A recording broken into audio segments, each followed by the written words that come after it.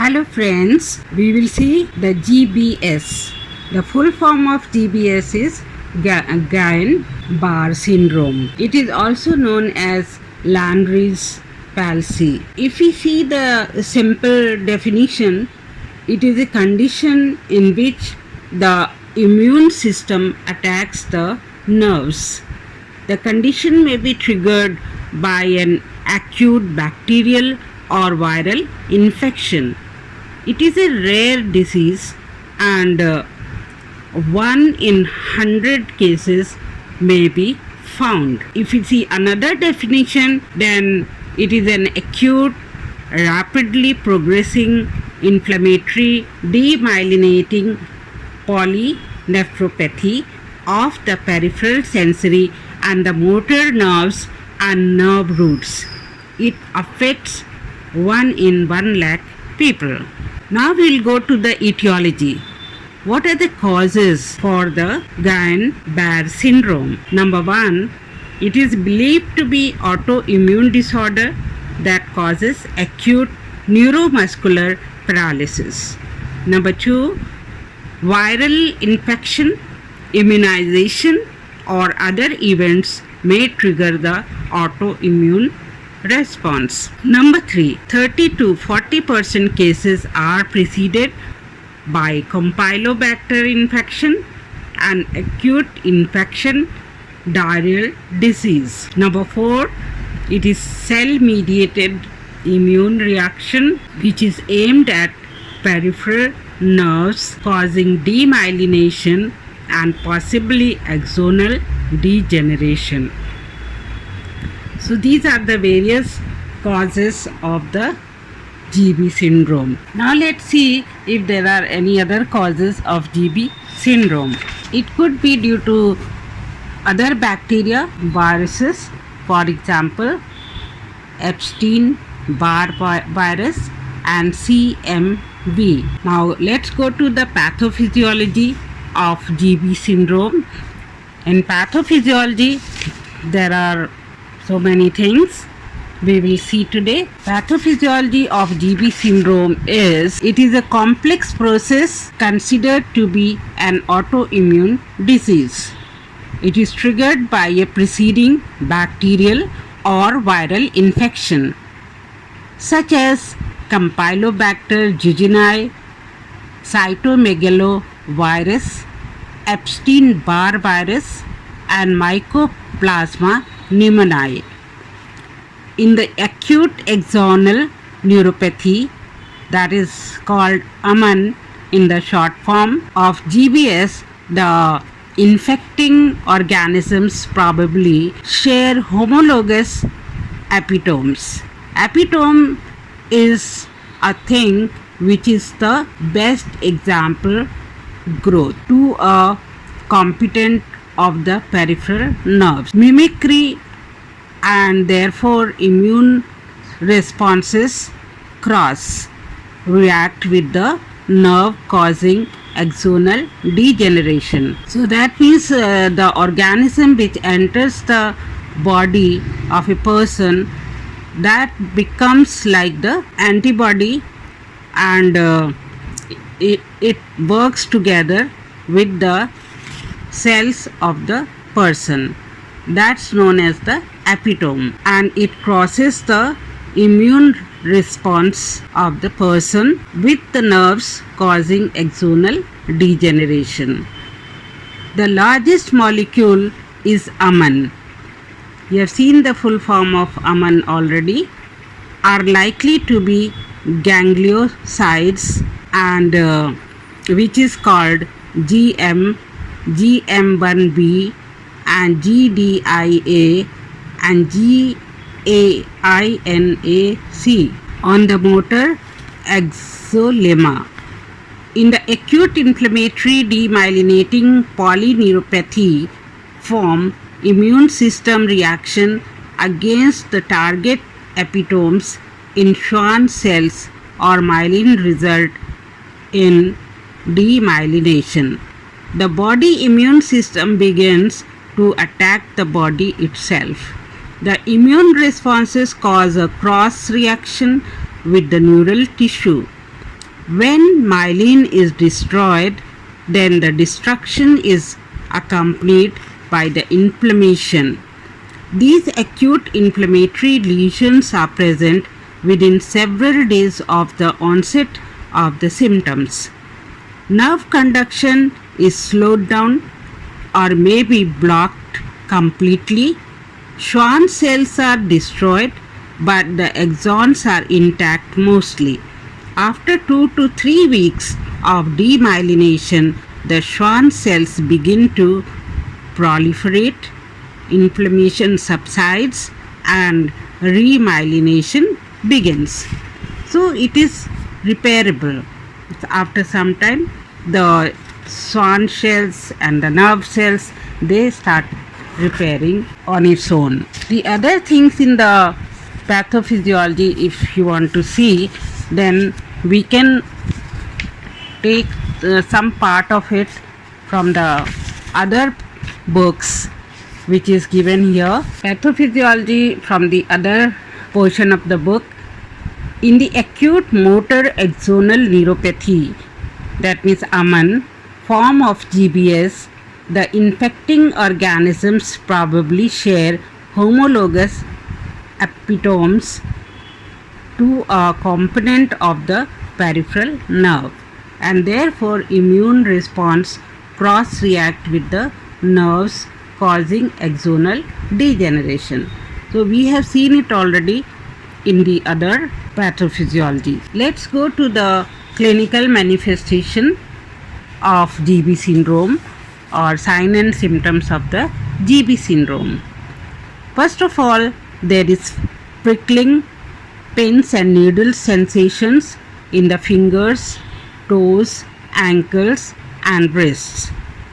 Second, weakness in the legs that spreads to the upper body. Unsteady walk or inability to walk or climb stairs. So they find difficulty in walking, and when they climb the stairs, that becomes difficult for them. Difficulty with facial movements, including speaking, chewing or swallowing. Double vision or inability to move the eyes. Severe pain, shooting or cramp like, or maybe worse at night. Difficulty with bladder control or bowel function. Rapid heart rate, which is tachycardia. BP either becomes low or more. Difficulty breathing may take place. Patient feels more significant weakness within 2 weeks after the symptoms begin. The other sign and symptoms are there is problem in the gastrointestinal system and respiratory system following and 2 to 4 weeks. Then finger dysesthesia and proximal muscle weakness occur in the lower limbs. Finger dysesthesia means there is pain in the fingers. The weakness may progress over hours to days to involve the arms, trunk, cranial nerves and muscle respiration. Next is pure motor dysfunction or acute dysautonomia. Then distal limb paresthesias, relatively symmetrical leg weakness and frequent gait ataxia. So both the legs feel weak and it is almost symmetrical, that means of the same power, and they due to that they find it difficult to walk. Most cases have subsequent arm weakness and frequent gait ataxia. So along with the leg weakness, the arm weakness also take place, and it seems that the extensity of the arm weakness and the leg weakness is almost the same. Weakness of the facial, ocular and oropharyngeal muscles occur Weakness is always bilateral. That means on the both sides of the body it takes place, and proximal muscle weakness very frequent with subsequent distal arm and the leg weakness. Then GBS with the descending pattern of weakness seen in 14% of the cases. Usually, the paralysis or paresthesia take place from the legs to the upper part of the body. But in 14% of the cases, it starts from the upper part of the body to the leg. In 1/3 of the cases, degree of weakness in the arms and legs is roughly equal. Reduced or absent reflexes characterize GBS. Early loss of reflexes may be due to desynchronization of the different impulses in reflex or due to non-uniform demyelination. About 70% of the patients present with the loss of reflexes, less than 5% patients retain all the reflexes during the illness. If the cranial nerves like cranial nerve 3 to 7, 9 to 12 are affected, then the common complaints include facial palsy, diplopia, dysarthria, dysphagia, ophthalmoplegia, pupillary disturbances, then oropharyngeal weakness, and in the meantime the peak symptoms is 12 days to 4 weeks. Nerve damage. Sensory disturbances. 50% will have symmetrical distal limb paralysis or paresthesia, then trunk or face unusual. Dysautonomia occurs in about 65% of cases, most frequent in cases with severe paralysis and respiratory difficulties. There are differential diagnoses also. Many times we may be doctors or we may be mistaken with GB syndrome when there are other differential diagnoses take place. So those differential diagnoses are: number 1, acute peripheral neuropathy; number 2, toxic thallium, arsenic, lead, N-hexane, organophosphate, etc. Then drugs, for example, amiodarone, perhexene, gold. Next, alcohol. Next is porphyria. Next is systematic vasculitis. Next, poliomyelitis. Next is diphtheria. Next, tick paralysis.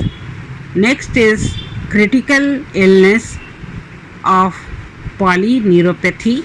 Then disorders of neuromuscular transmission, botulism and myasthenia gravis, CNS nervous system disorders, basilar artery occlusion, acute cervical transverse myelitis. So these are the ones which are differential diagnosis for GBS. Then diagnostic procedures. How do we diagnose the GB syndrome? Number 1 is CSF investigation. The cerebrospinal fluid investigation is done during the illness, in which the lymphocytes may be increased. Then electrophysiological studies can be done. It is to diagnose axonal or non-axonal type. Chest X-ray to rule out the CMV or mycoplasma disease. Next is MRI, and next is LP, that is lumbar puncture. Increased CSF protein level may be found, that is more than 400 milligram per liter. Now let's see the prognosis, means how far patient can improve. GBS can be devastating disorder because it is sudden and unexpected onset. Recovery is not quick. Recovering period may be from few weeks to few years. About 3% may suffer a relapse of the disease, and the muscles become weak and sensations may become poor after the initial attack. Now let's see the management. How the GB syndrome is managed. There is no known cure for GB syndrome. However, there are therapies that lessen the severity of the illness and speed up the recovery in most patients. There are a number of ways to treat the complications also.